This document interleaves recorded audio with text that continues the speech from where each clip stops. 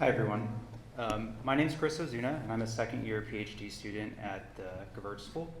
My work does focus on wraparound services that support K-12 schools. And specifically, tonight I wanted to share a project I'm working on that's looking at the growing network of school-based health centers in the state.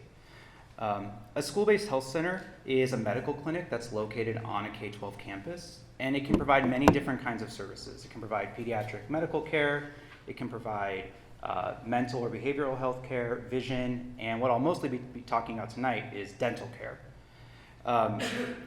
SBHCs, is what we call them, school-based health centers, are meant to provide services to kids and their families who wouldn't otherwise have access to health care. They're based on this idea that kids deserve to be healthy and that healthier students do better in school. The relationship between schools and healthcare goes back over a century in this country. This is a picture of Lena Rogers. She's widely considered to be the first school nurse in the United States. Schools on the East Coast in the early 1900s began experimenting with putting nurses into schools as a way to combat disease outbreaks. Now we take this idea of the intertwinement between schools and healthcare kind of for granted through things like the National School Lunch Program or physical education and health classes.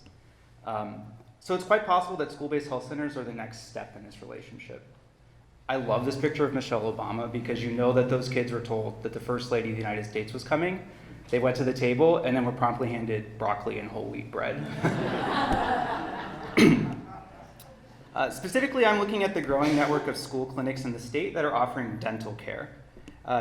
Chronic tooth decay is one of the more common illnesses that affects kids in California, and there really isn't a good reason why it should be. In our state, if you don't have access to health care through your parents' job, you're generally eligible for Medi-Cal.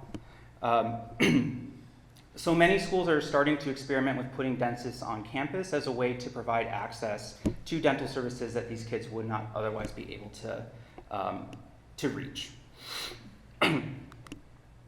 There is a catch, though. So California doesn't have a master plan for where we want to put these school-based health centers.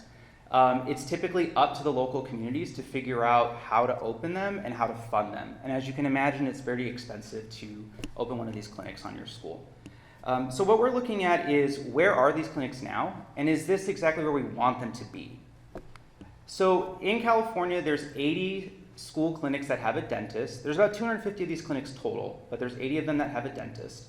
And here's where they're located. So the green dots represent a school dentist. You can see they're mostly in our urban areas of the Bay and Los Angeles, but there are some in the larger cities in the Central Valley, and then a few in rural areas throughout the state.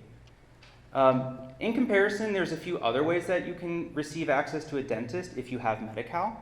So the red dots and the purple dots represent dentists that are just like what you would normally think of as a dentist in your community that accepts Medi-Cal as your insurance.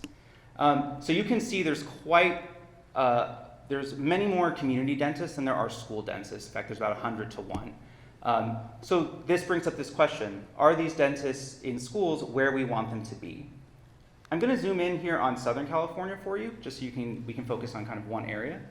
The green dots again are school dentists, and you can see they're mostly in central Los Angeles, like in the city proper. There's a few down in Orange County, a few out towards San Bernardino and Riverside counties.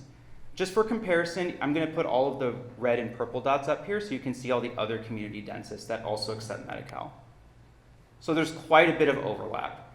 And in fact, most of the school dentists are very close to another community dentist. In fact, on average, they're only about half a mile away. So you could easily walk typically to one of these from a school dentist to a community dentist. In fact, there's only 2 in the entire state that are more than 5 miles away from a community dentist. They're both in far east Riverside County, which means that if you go to one of those schools, you're actually closer to Coachella than you are to a community dentist in your city. We also want to think about, well, how are these dentists being spread out in terms of other resources? So here I have the zip codes highlighted for where these school dentists are. The darker the green, the higher the median income is for that zip code, and the lighter the green, the lower. So again, you can see that they're sort of clustering in central Los Angeles in these lower income zip codes, which makes sense. Like, that seems to be where we would want them to be, serving kids who might not have access otherwise. But as you move away from the city and more into the suburbs, you can see that these clinics tend to be appearing in higher income zip codes as well. And if we look at the Bay Area, the contrast is even more stark. So there's this cluster of them that are appearing in the San Jose area in pretty high income zip codes, which again is just begging this question of, are these school dental clinics opening up where we want them to be? Is this serving a community that needs access that wouldn't otherwise have it? You can see that on the East Bay and the Oakland cluster, there is a set of these school-based dental clinics that are in lower income zip codes. And this does seem to be sort of a trend. So both Los Angeles and Oakland have these umbrella organizations that are trying to master plan where these clinics are appearing in their cities. And that seems to be showing a little bit more of a cohesive structure as to where these are appearing. As we move forward, we want to keep thinking about what are some other ways that we can think about access in our neighborhoods. So in this map, I've overlaid every zip code in Southern California, and again with that same kind of color scheme. And so you can see the network of school dentists in Los Angeles, and we can also see that there seem to be regions in Southern California that also have that similar clustering, but are lacking a network of school-based clinics. So as we move forward, we want to think about what are the characteristics of these neighborhoods that have these school-based clinics, and how can we better identify other places in our state that could benefit from increased access to healthcare for our kids. Thank you very much.